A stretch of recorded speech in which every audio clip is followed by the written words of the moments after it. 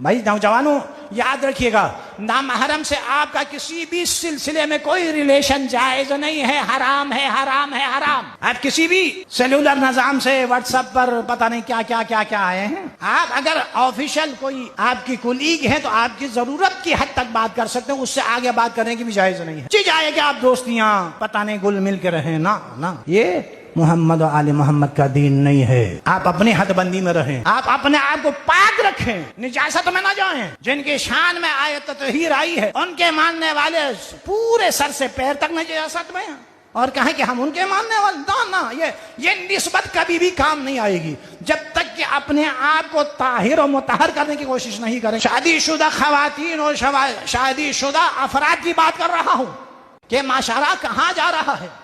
یہ علی اور حسنین کا دین نہیں ہے۔ اگر آپ نے کسی کے ساتھ کسی کی عزت اچھالی ہے تو کل آپ کی عزت بھی اچھل جائے گی، یہ یاد رکھنا۔ اگر آپ کسی کی عزت کا خیال نہیں رکھیں گے تو کوئی آپ کا عزت کا خیال نہیں رکھے گا، آپ کی عزت بھی ایسے ہی اچھالی جائے گی۔ ہمارے معاشرے میں تو یہی تو ہوتا ہے، ہم ایک دوسرے کی عزتوں کے پیچھے پڑے ہوئے اور کہہ رہے ہیں کہ ہم علی کے ماننے والے۔ علی کا ماننے والا ایسا ہوتا ہے جو دوسروں کی عزتوں پر نگاہیں ڈالتا؟ نہ بھائی، علی کی حکومت میرے اور آپ کے اوپر ہے یا نہیں ہے؟ مانتے ہیں نا علی کو ہم نے زبان تک رکھا ہے۔